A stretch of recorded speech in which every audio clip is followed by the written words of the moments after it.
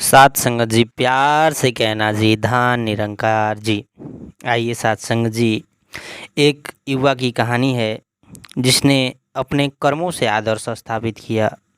सात संगत जी, इस कहानी का शीर्षक है पिता के लिए उम्मीद, बेटे के लिए सबक। आइए सात संगत जी, इस कहानी को शुरू करते हैं।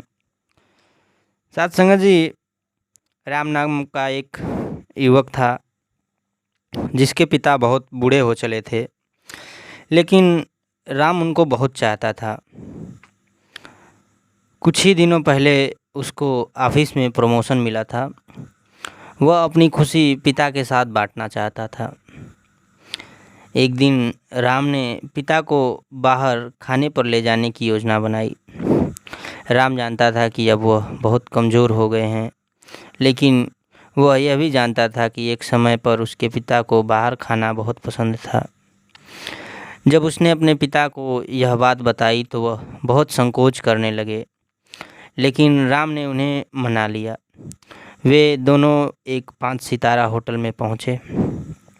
धीमी रोशनी थी, साथ में लाइव गज़ल का प्रोग्राम चल रहा था।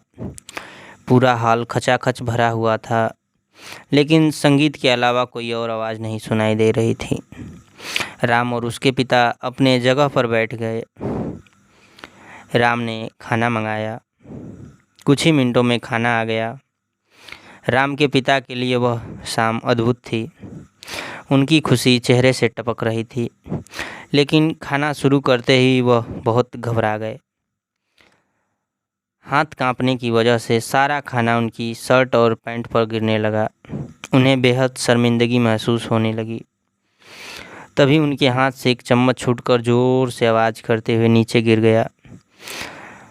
वहाँ बैठे सभी लोगों का ध्यान उनकी तरफ आकर्षित हो गया। सब लोग उनकी तरफ देखकर मुंह बनाने लगे। राम यह सब देख रहा था। वह चुपचाप अपनी जगह से उठकर अपने पिता की बगल में आकर बैठ गया। उनका मुंह साफ किया, कपड़े पोंछे और धीरे से उनको उठाकर बाथरूम ले गया। वहाँ मौजूद सभी लोग टकटकी लगाकर उन दोनों को देख रहे थे। बाथरूम जाकर राम के पिता राम से बोले, मुझे माफ़ करना बेटा, आज मेरी वजह से तुम्हें बहुत शर्मिंदगी झेलनी पड़ी। राम बोला, क्यों पापा?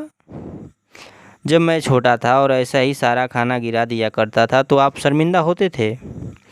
राम के पिता को अपने बेटे पर बहुत गर्व हुआ। उनका चेहरा वापस खुशी से खिल उठा। बाथरूम से वापस लौटते वक्त राम के पिता खिलखिलाकर हंस रहे थे। वहाँ मौजूद सभी लोग उन दोनों को ही देखे जा रहे थे। राम ने बिल का भुगतान किया और वे बाहर की तरफ जाने लगे।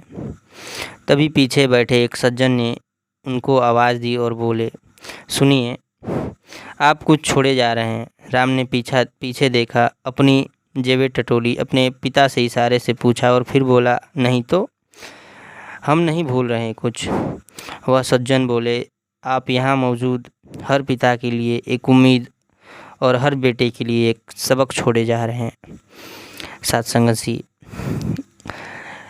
पूरी कहानी का तात्पर्य यह है कि माँ बाप की उम्मीद होते हैं बच्चे, अतः बुजुर्गों का सम्मान करना चाहिए। हमको इस कहानी के माध्यम से यह जो चरित्र है राम का, सात संगत जी, अपने जीवन में उतारना चाहिए। सात संगत जी, हमें भी ध्यान रखना चाहिए कि जब हम बचपन में जब कभी बहुत छोटे हुआ करते थे, कितनी सारी शैतानियाँ करते थे, कितने सारे हमारे नखरों को हमारे माँ बाप उठाते थे। सात संगत जी, कभी जूठा इधर तो कभी जूठा उधर, बहुत सारी चीज़ें करते थे।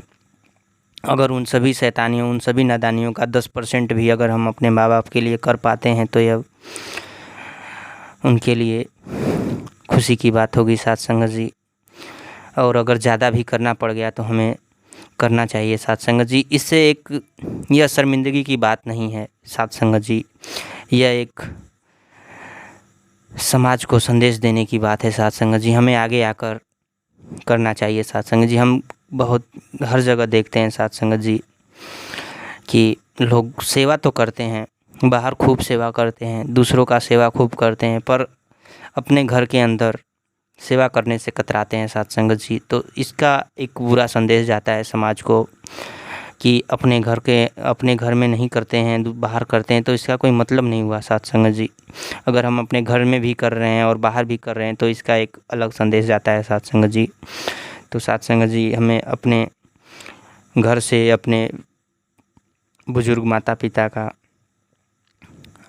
साथ संगत जी सेवा करना चाहिए और खासा ख्याल रखना चाहिए। जिस हिसाब से उन्होंने, जिस प्रकार से हमारे माता पिता ने हमें छोटे से बड़ा कर दिया है, हर चीज़ का ध्यान रखा, हर सुख सुविधा का ध्यान रखा, हमें भी उनका ध्यान रखना चाहिए। प्यार से कहिए जी, धन निरंकार जी।